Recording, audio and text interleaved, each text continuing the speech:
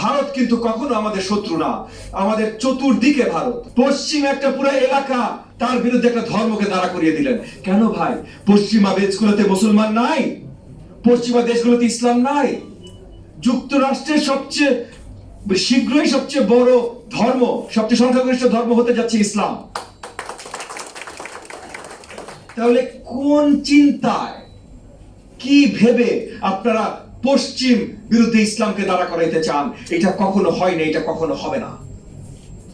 ইসলাম দ্বীনের ধর্ম, ইসলাম সাফ মনের ধর্ম, আল্লাহ তাআলার জন্য কাজ করার ধর্ম। তার মানে আল্লাহ তাআলার শ্রেষ্ঠ সৃষ্টি মানব সন্তানের জন্য কাজ করবার জন্য।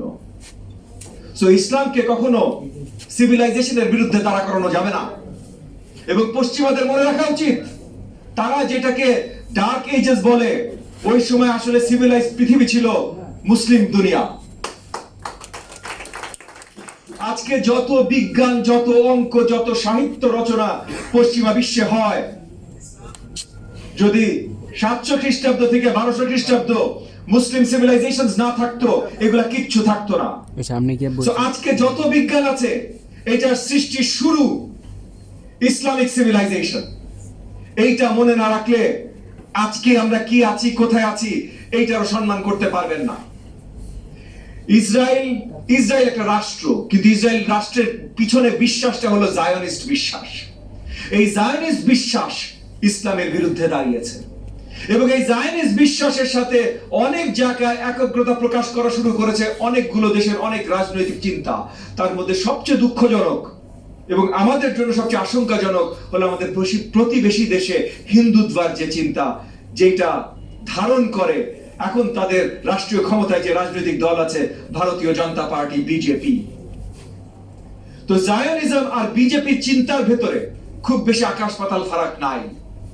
বিশ্ব মুসলমানদের একত্রিত হতে হবে এই জায়নিজমের বিরুদ্ধে দাঁড়াবার জন্য এবং এই হিন্দুত্বার বিরুদ্ধে দাঁড়ানোর জন্য। আমি আবার পরিষ্কার করছি, ভারত কিন্তু কখনো আমাদের শত্রু না, আমাদের চতুর্দিকে ভারত। আমি জানি অনেকে বলে 3 দিকে, কিন্তু সমুদ্রতেও কিন্তু ভারত আমাদেরকে ঘিরে আছে। আমাদের চতুর্দিকে ভারত, আমাদের সবচেয়ে বেশি বাণিজ্য ভারতের সাথে, আমাদের সবচেয়ে বেশি ডিপেন্ডেন্স ভারতের উপরে। ভারতের সাথে আমরা সুসম্পর্ক চাই ভাই। তাই বলে হিন্দুত্বা, এই যে ইসলাম বিদ্বেষী, ইসলাম বিরোধী কোন চিন্তার সাথে আমরা একমত প্রকাশ করতে পারি না। এবং সেই কারণে বিজেপির ভারতীয় সরকারের সাথে বন্ধুত্ব হয়তো আমাদের সহজে হবে না। একই সাথে ইসরায়েলের বিরুদ্ধে দাঁড়ানো, ইসরায়েলের বিরুদ্ধে আওয়াজ তোলা, তারা আমাদের প্যালেস্টাইনের ভাই ও বোনদের উপরে যেইভাবে গণহত্যা চালিয়েছে গত অলমোস্ট 80 বছর ধরে, ইতিমধ্যে তারা লেবাননে যা শুরু করেছে, ইয়েমেনে যা করছে, এবং যেইভাবে আক্রমণ চালাতে চেষ্টা করছে ইরানের উপরে, যেখানে শুধু গণহত্যা না, আমরা একটা আশঙ্কার মুখে পড়েছি যে পুরো বিশ্ব একটা যুদ্ধে আবার লিপ্ত হতে পারে। এইখান থেকে আমরা দাবি জানাই ইসরায়েলকে সরিয়ে নিয়ে আসার জন্য বিশ্বের বাকি সব শক্তিশালী দেশগুলো যেন কাজ করে। কারণ আজকে ইসরায়েল কিন্তু নিজ শক্তিতে এগুলো করছে না। ইসরায়েলের পিছে আসল শক্তি যুক্তরাষ্ট্রের শক্তি। বিশ্বের সবচেয়ে বড় মিলিটারি মাইট যুক্তরাষ্ট্র, তারা ইসরায়েলকে শক্তিশালী রেখেছে বলে আজকে ইসরায়েলের শক্তি আছে। কিন্তু যুক্তরাষ্ট্র ভুলে গেলে চলবে না ভাই, যে এইভাবে যদি আপনারা ইসরায়েলকে সাপোর্ট করতে থাকেন, তাহলে এইটা মধ্যপ্রাচ্যে তো পিস আসতে দিবেই না, পুরো বিশ্বকে সংঘাতের দিকে এগিয়ে নিয়ে যাবে। এবং এইটা যদি হয়, তাহলে শুধু ইসরায়েলের ভবিষ্যৎ আপনার আশঙ্কাজনক না, পুরো বিশ্বের ভবিষ্যৎ আশঙ্কাজনক।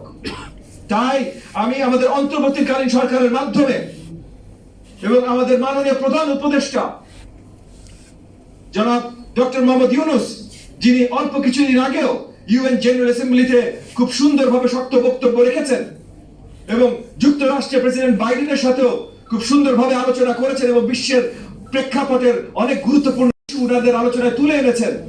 আমি আশাবাদী উনিও তাদেরকে সঠিকভাবে পুশ করবেন, যেন যুক্তরাষ্ট্র ফরেন পলিসি, স্পেশালি মধ্যপ্রাচ্য ভিত্তিক ফরেন পলিসি, যেন সুন্দরভাবে পিসের দিকে, শান্তির দিকে আগানো শুরু করে। এবং একই সাথে আমাদের ইন্টারিম সরকার এবং প্রধান উপদেষ্টার দিকে যেমন আহ্বান জানাচ্ছি যে বিশ্বব্যাপী যেন শান্তি বজায় থাকে সেদিকে পদক্ষেপ নেন। একইভাবে পদক্ষেপ নেওয়া দরকার আমাদের দেশে যেন শান্তি বজায় থাকে। 2 মাস হয়ে গেছে আমাদের অন্তর্বর্তী